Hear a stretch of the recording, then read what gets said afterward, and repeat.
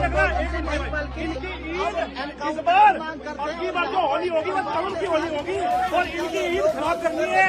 एक दोबारा मारा ना क्योंकि नरेंद्र मोदी के बनाए इस न्यू इंडिया में मुसलमानों के खिलाफ इतनी नफरत, इतना जहर घोला गया है कि उनके खिलाफ हिंसा और मारने काटने की बात आम हो गई है, बेझिझक होकर कही जा रही है।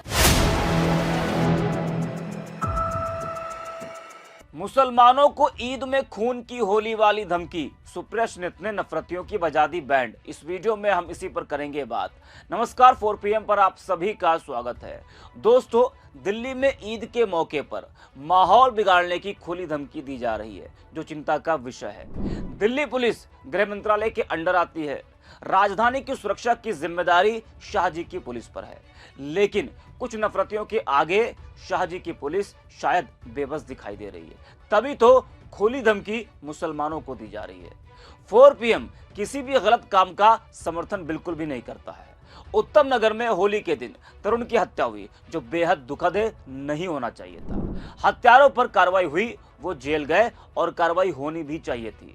लेकिन जब पुलिस ने कार्रवाई की और खुद पुलिस ने इस मामले को 2 परिवारों में आपसी रंजिश बताया, तो फिर क्यों सांप्रदायिक सौहार्द बिगाड़ने की कोशिश की जा रही है? पुलिस तो अपना काम कर रही है ना। कार्रवाई हुई, बुलडोजर चला, वो जेल गए हत्यारे। फिर उसके बावजूद भी इस तरह की नफरती बयानबाजी, माहौल को बिगाड़ने का प्रयास क्यों किया जा रहा है? क्यों खुलेआम एक समुदाय को धमकी दी जा रही है, मारने काटने की बात की जा रही है, ईद पर खून की होली खेलने की बात की जा रही है?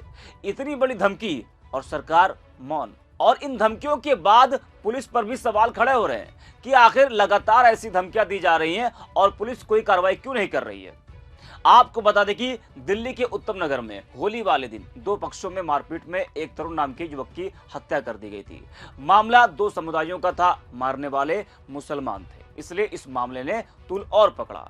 कई हिंदू संगठनों ने जमकर विरोध किया, खुली धमकी दी गई। हालांकि पुलिस ने इस मामले को 2 परिवारों के बीच पुरानी रंजिश का नतीजा बताया था, लेकिन 2 समुदायों का मामला होने की वजह से इस मामले ने काफी तूल पकड़ा। बाहरी लोग और कुछ संगठनों ने सांप्रदायिक रंग देने की कोशिश की और लगातार धमकियां दी जा रही हैं, नफरती बयानबाजी भी दी जा रही है, जिससे इलाके में तनाव का माहौल है।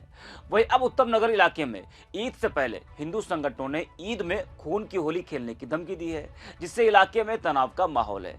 पुलिस का पहरा है, मुसलमानों में डर है, क्योंकि उत्तम नगर में बाहरी और नफरती लोग डेरा डाले हुए हैं। न्यूज 18 की इस खबर को देखिए, जिसकी हेडलाइन है कि ईद में खेलेंगे खून की होली, नफरती पोस्टरों से पटा उत्तम नगर, मुसलमान क्यों सोच रहे इलाका छोड़ने को।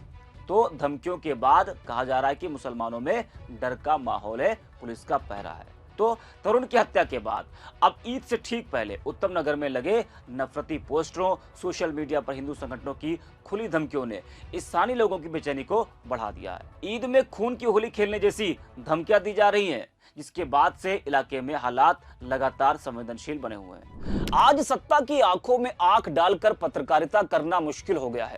हम पर मुकदमों से लेकर चैनल को बंद करने का दबाव कई बार बनाया गया और अभी भी बनाया जा रहा है। मुश्किल दौर है, लेकिन हम हार नहीं मानेंगे। इसलिए 4 PM को आप सभी लोग ज्वाइन करें और निष्पक्ष पत्रकारिता को जिंदा रखने के लिए जितना हो सके हमारा आर्थिक सहयोग भी करें। उम्मीद है कि आपके सपोर्ट से ये जंग भी हम जीत पाएंगे। अब इन धमकियों के बीच सियासत भी गरमाई हुई है। विपक्ष कई तरह के सवाल खड़े कर रहा है। कांग्रेस प्रवक्ता सुप्रिया सुनित ने एक्स पर एक बयान जारी कर कहा कि देश की तमाम जगहों और राजधानी दिल्ली तक से बेहद घटिया, नफरती, भड़काऊ वीडियो सामने आ रहे हैं। खुलेआम मुसलमानों के लिए ऐसे शब्दों का प्रयोग किया जा रहा है जो यहाँ लिखना मुमकिन नहीं है। लेकिन न पुलिस, न प्रशासन, न कोर्ट किसी के कान पर जू तक नहीं रेंग रही है। कानून की धज्जियां उड़ रही है, नफरत का नंगा नाच चल रहा है। मोदी के बनाए इस न्यू इंडिया में मुसलमानों के खिलाफ इतनी नफरत, इतना जहर घोला गया है कि उनके खिलाफ हिंसा और मारने काटने की बातें बेझिझक की जा रही है। छोटे छोटे बच्चे आग उगल रहे हैं। जरा आप भी सुनिए सुप्रिया सुनित को। देश की तमाम जगहों और राष्ट्र की राजधानी दिल्ली तक से बेहद घटिया, नफरती और भड़काऊ वीडियो सामने आ रहे हैं। इन वीडियोस में खुलेआम मुसलमानों के लिए ऐसे शब्दों का प्रयोग किया जा रहा है जो शायद मैं यहां पर कह भी नहीं सकती हूं। लेकिन न पुलिस, न प्रशासन, न कोर्ट किसी के भी कान पर जू नहीं रेंग रही है। कानून की खुलेआम धज्जियां उड़ाई जा रही हैं और नफरत का नंगा नाच चल रहा है।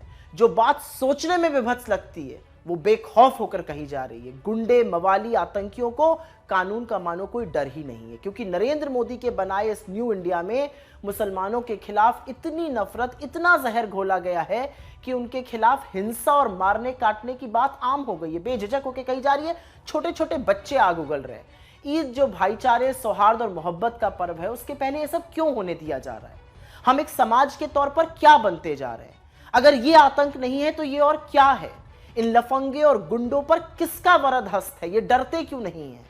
पूरे देश को इस नफरत की आग में क्यों झोंका जा रहा है? कितना हिंदू और मुसलमान करेंगे मोदी जी आप? और एक सवाल मेरे मन में बार बार आता है, क्या मिल रहा है आपको मेरे देश को बर्बाद करके? ये सवाल बार बार मेरे मन में आता है। क्या नफरत भड़काकर आप अपनी बाकी काली करतूतों पर पर्दा डाल दीजिएगा, वो छिप जाएंगी? क्या पूरे देश में केरोसिन छिड़कने से आपका मन भरेगा? और आप लोग जो मूक दर्शक बने हुए हैं, एक बात याद रखिएगा, नफरत की आग फैलने से रोकिए, वरना उसकी चपेट में आने से आपको भी कोई बचा नहीं पाएगा। आज नहीं तो कल नंबर आपका भी आएगा। दुनिया में देखिए क्या हो रहा है। यह नफरत का नतीजा है, जिसकी कीमत सत्ता में बैठे हुक्मरान नहीं, आम लोग चुकाते हैं। हम ऐसी नफरत, ऐसे गुंडे तो है नहीं। हम विराट सभ्यता, संस्कृति और परंपरा के ध्वजवाहक हैं। हम वसुदैव कुटुंबकम, वो सूत्र है जो सच में हमें विश्वगुरु बनाता है। हम सबको सावधान रहना पड़ेगा, सतर्क रहना होगा, क्योंकि मोदी सरकार हर रोज विफल होकर कीर्तिमान स्थापित कर रही है, और ये जितना फेल होंगे उतनी नफरत फैलाएंगे। एक बात याद रखिएगा, सरकारें आएंगी जाएंगी, लेकिन अगर आपको देश से मोहब्बत है तो आंखें खुली रखिए, नफरत के भागीदार मत बनिए। आसपास नफरत के शिकार लोगों के साथ खड़े होइए, क्योंकि यही इंसानियत है, यही भारतीयता है, और यही असल में हम और आप हैं। तो सुना आपने, इस मामले में विपक्ष सरकार को घेरने में लगा है कि जो बोया है वही काटा जा रहा है।